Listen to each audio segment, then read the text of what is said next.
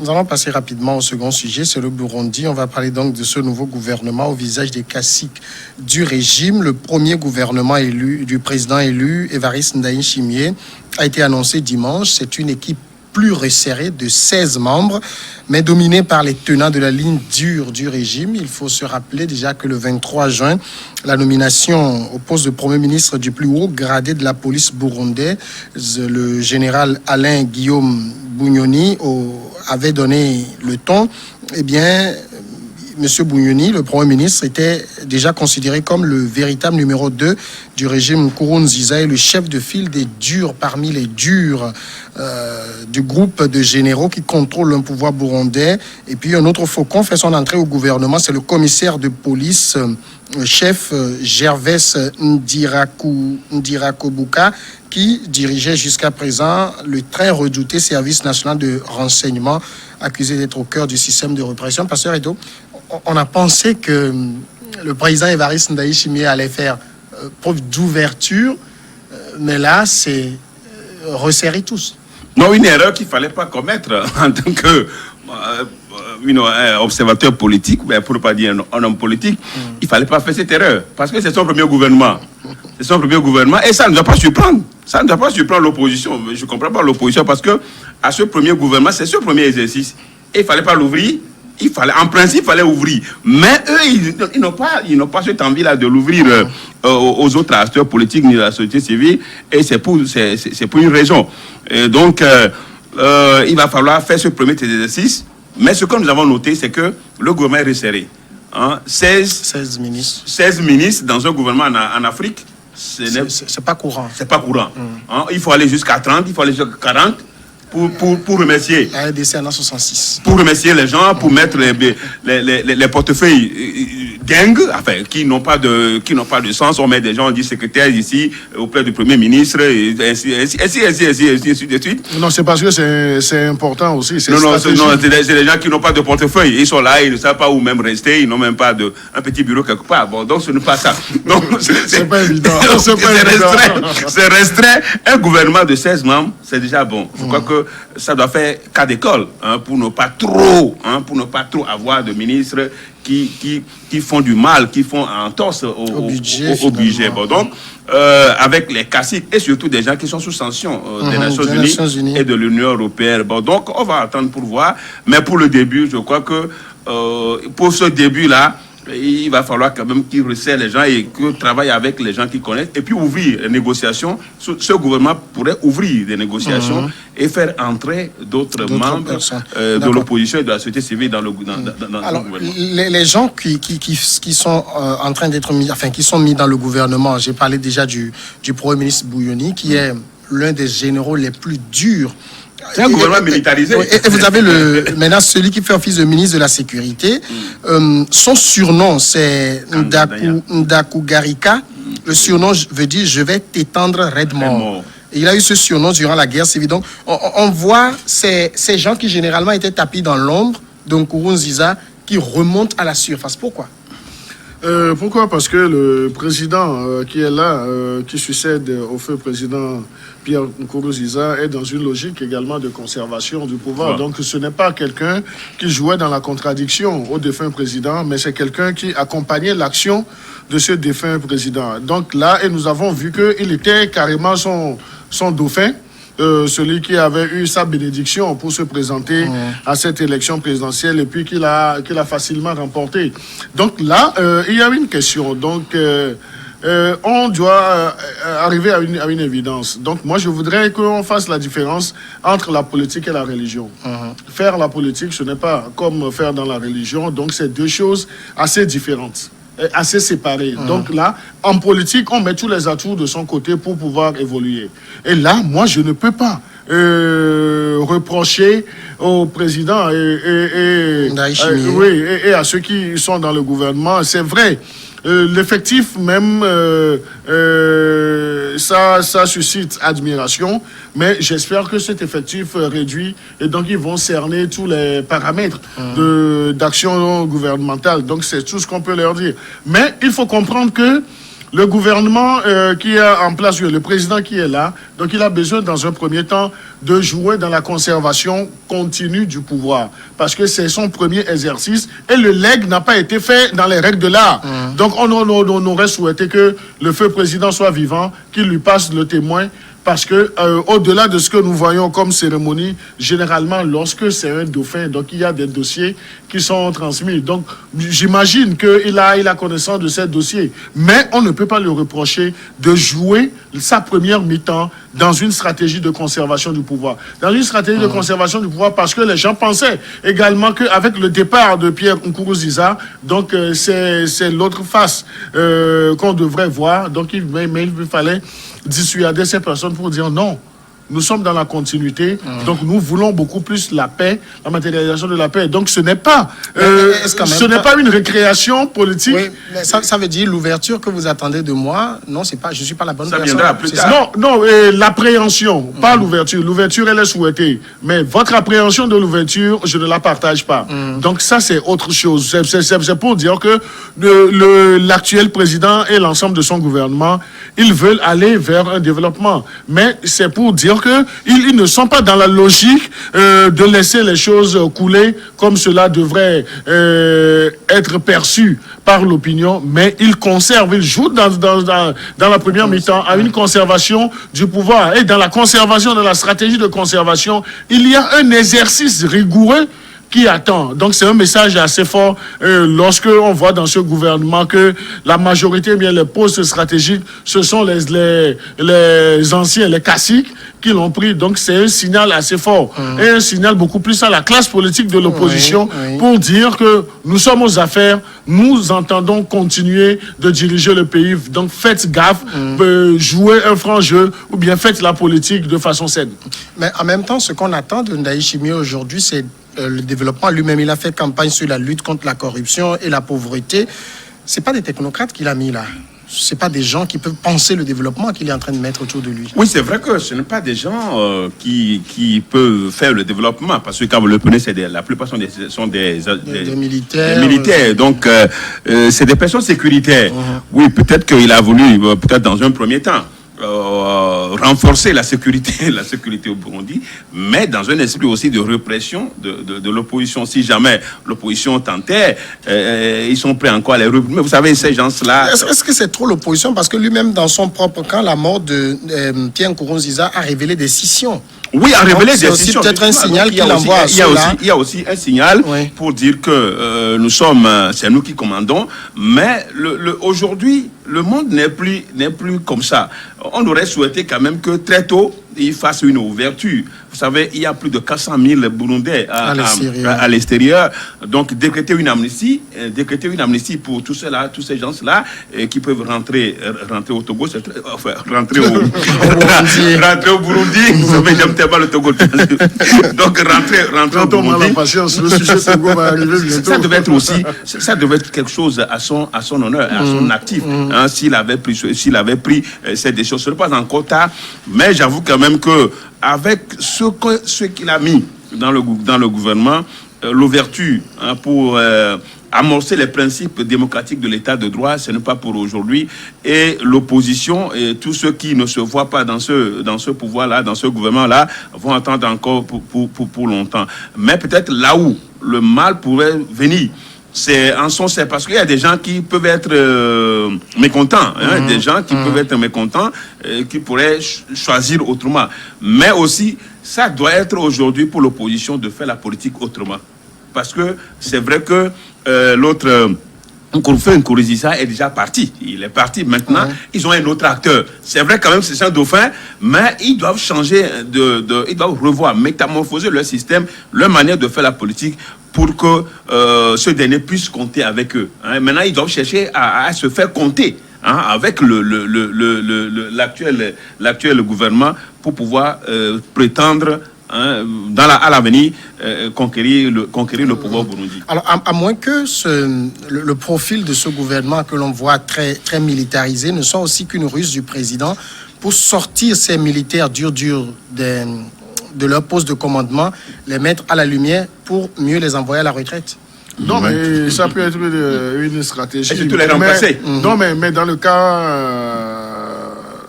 cas d'espèce, donc je ne pense pas que cela soit plausible parce que les faire jouer les premiers rôles pour s'en débarrasser, donc ça ne sera pas facile pour l'actuel président parce que ce sont il est général aussi. Hein.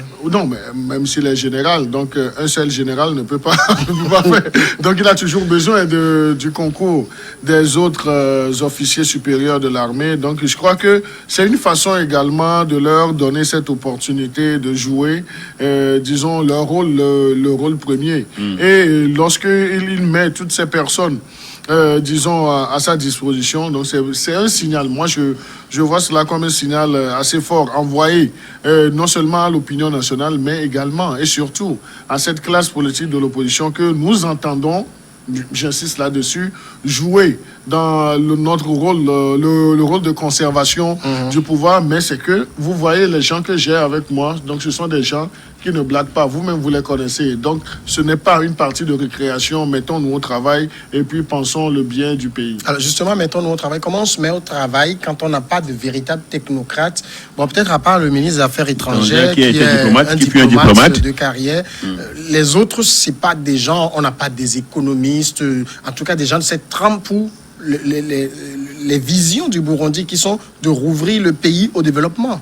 Oui, ça, ce sont des critiques qui sont assez fondées qu'on peut faire, disons, à cette formation gouvernementale. Mais toujours est-il que ce ne sont pas les premiers responsables qui jouent la grande partie des partitions. Donc, il y a toujours des conseillers, des directeurs. Des cabinets, même des cabinets officieux dans certains cas d'espèce. Mais on aurait souhaité que des technocrates puissent également fleurir et puis jouer le grand rôle, mais je crois il faudrait ne pas être si pessimiste. Ceux qui sont aujourd'hui nommés, c'est que à un certain moment, on leur reconnaît des potentialités. Laissons les gens jouer leur rôle, donc nous aurons le temps de les critiquer. Est-ce qu'on peut lutter contre la pauvreté? Parce que quand Nkurunziza venait au pouvoir, il y avait 65% des Burundais qui étaient 55% qui étaient pauvres. Quand ils quittaient le pouvoir, ils sont passés à 75%. On peut lutter contre la pauvreté sans ouvrir le pays à l'extérieur pour que les investisseurs viennent? Oui, mais parce que là encore, c'est vrai quand même, on peut préjuger en même temps que le général Ndachimier lance aussi un défi. C'est un défi aussi à la communauté internationale. Parce que tous ces gens-là qui sont sous sanction, c'est eux que c'est avec lui qu'il a formé son gouvernement. Ouais. Donc c'est un défi aussi à la communauté. Vous savez, depuis un certain moment, le Burundi était fermé. Le Burundi était fermé, les Belges sont partis, presque tous les coopérants, les coopérants sont partis et il est isolé. Et aujourd'hui, on aurait aimé quand même que l'actuel, le prédécesseur, le successeur de Nkurunziza puisse sortir de cet isolement. Mais bon, vous savez, il est très fidèle, il est resté fidèle à son patron, donc il veut le rester, il veut le demeurer.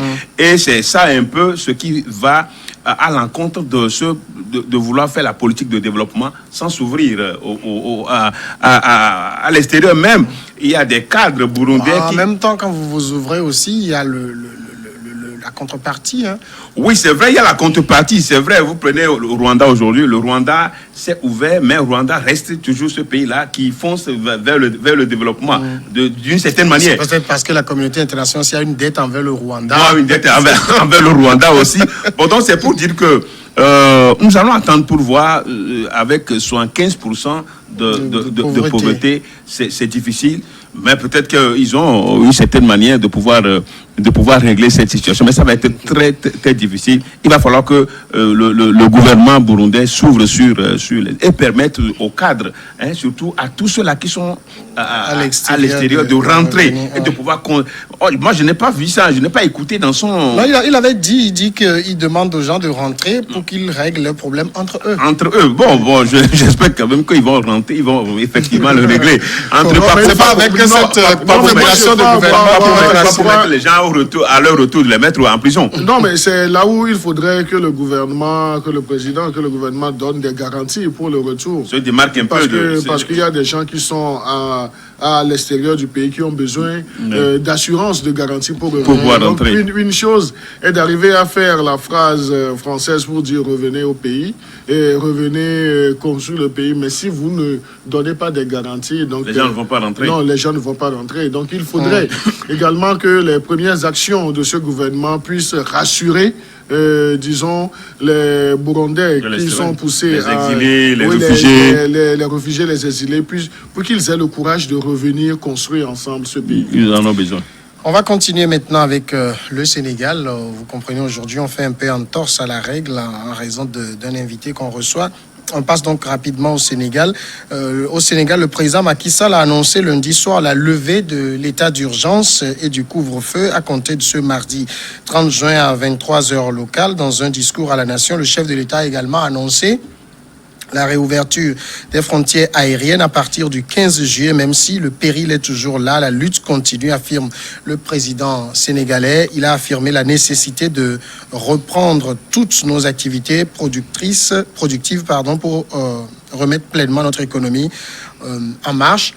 On s'attendait un peu à ça, Credo Tété, que les mesures de couvre-feu prises ça et là, qui duraient 3 mois, ça a été pris quasiment au même moment, qu'on puisse en finir avec pour retrouver un semblant de normalité. Non, je crois qu'on doit apprendre.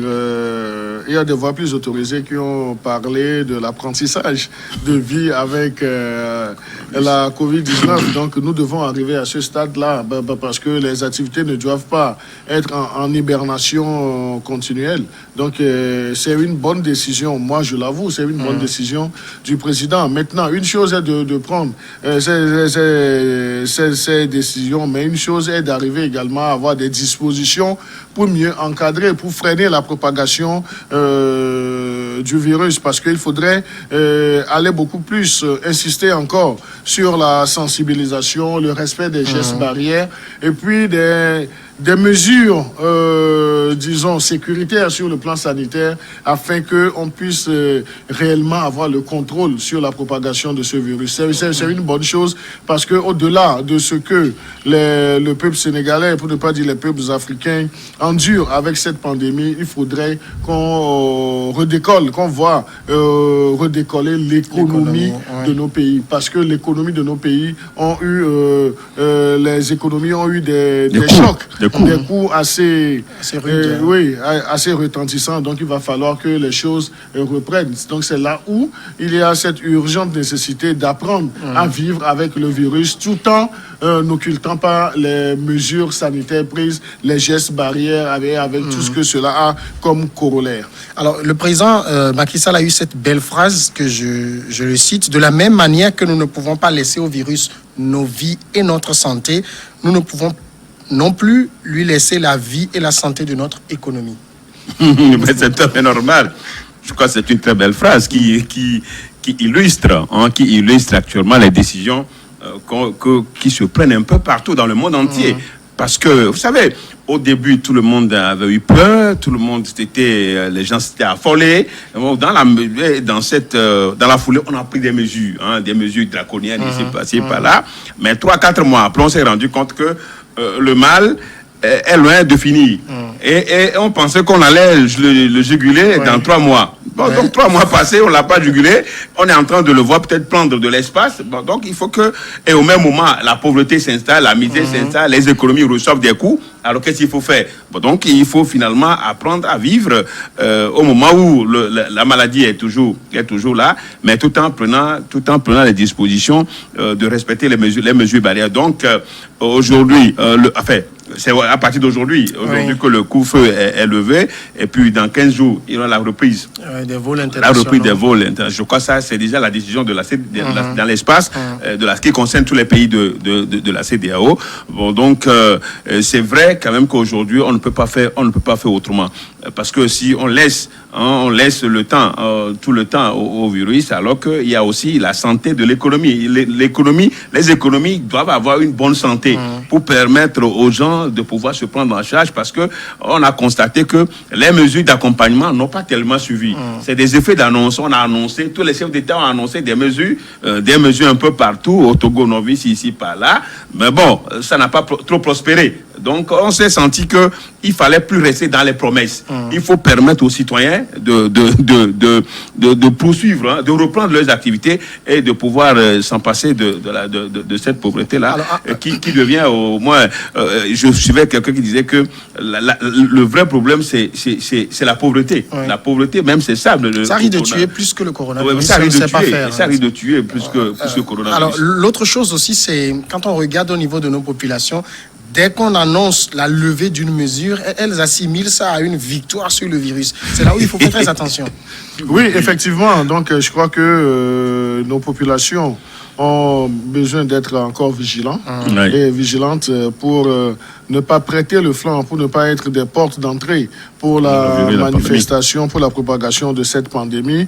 Et c'est là où je voudrais également demander à nos autorités, aux autorités de nos pays, de ne pas reléguer au second plan la communication, la sensibilisation. Donc, il faudrait toujours continuer dans cette démarche de sensibilisation, de communication, parce que même si on arrive à prendre des décisions, s'il arrivait que demain, qu'on nous dise qu'au Togo, également, l'état d'urgence sanitaire est levé, cela ne voudrait pas dire que c'est la fin de la pandémie à la COVID-19. Donc là, qu'est-ce que nous devons faire? Nos activités doivent reprendre normalement et pleinement, mais nous ne devons pas oublier les gestes barrières, ce que nous devons faire en termes de mesures sanitaires. Donc voilà un peu, mais nous devons vivre avec un certain optimisme tout en affrontant, disons, ce combat contre la COVID-19. Dans certains pays, il y a eu des actions de soutien pour que la pauvreté ne soit plus tellement ressentie. Donc, il y a eu des accompagnements. Donc, c'est là où moi, je salue l'action de la matérialisation de ce projet Novici qui a permis un temps soit peu aux couches les plus défavorables d'avoir, disons, cet accompagnement de l'État. Ce que même si beaucoup de personnes n'ont pas pu bénéficier de ça. Oui, l'idéal, c'est que ça couvre le maximum, mais il y a déjà un pas. Donc, nous devons nous réjouir de ce qui est fait et faire des propositions, ne pas nous stagner dans une critique stérile à tout moment. Alors, au niveau du Sénégal aussi, il faut le rappeler, avec la levée donc du couvre-feu et de l'état d'urgence, le port du masque est rendu obligatoire dans les lieux publics. Les marchés seront fermés un jour par semaine pour nettoiement. Et puis, les frontières terrestres et maritimes ne seront pas encore concernés par la réouverture. Oui, non, je crois que c'est donc un respect strict aux mesures de la CEDEAO. Je crois que c'est ça. Il y a des dates qui sont prévues pour l'ouverture des frontières terrestres et maritimes. Graduelle. Bon, donc, ce qui est intéressant, c'est que ce que j'ai trouvé un peu intéressant dans cette décision-là, c'est le fait que les marchés doivent s'animer un jour après, et puis l'autre jour, c'est pour nettoyer.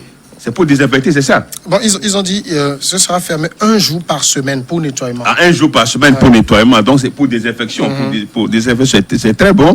Je crois que je n'ai pas vu ça. Hein, je n'ai pas vu la désinfection de nos marchés. Hein. De nos marchés, on n'a pas vu tellement ça. Le marché, depuis là, le marché s'anime continuellement, et ce qui n'est pas normal. Mais le port de masque, quand on parle le port de masque obligatoire, au Togo, c'est difficile, on constate, parce qu'un peu partout où vous allez, bien que le port de masque soit rendu obligatoire, on constate que vraiment, les gens vraiment ne respectent pas cette décision.